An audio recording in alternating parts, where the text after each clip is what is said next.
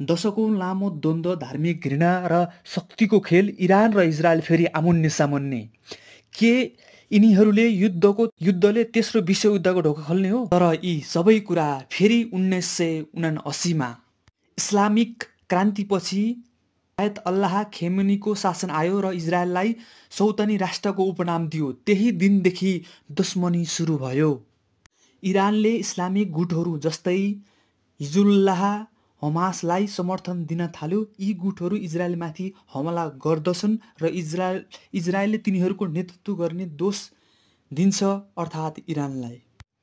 सिरिया, गाजा, Lebanon तिनै स्थानमा इरानी युद्धको रणभूमि बने। तर अब त्यो प्रतिनिधि युद्ध सिधै आमुन्ने सामुन्ने हुँदै आजको स्थिति 2025मा स्थिति झनै तनावग्रस्त भयो।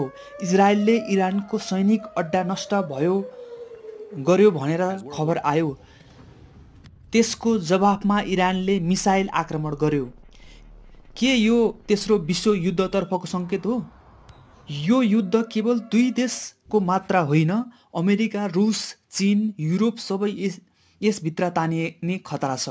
तेलको मूल्य, व्यापार, आप्रवासी सङ्कट, पुरा विश्व प्रभावित हुनेछ। निष्कर्षको कुरा गर्नु पर्दाखेरि इरान र इजरायल बीचको युद्ध धार्मिक घृणा, राजनैतिक स्वार्थ र इतिहासको बोध। तर यस असर केवल तिनीहरूलाई मात्रै सीमित हुँदैन, हामी जस्ता देशहरूलाई पनि महसुस हुनेछ।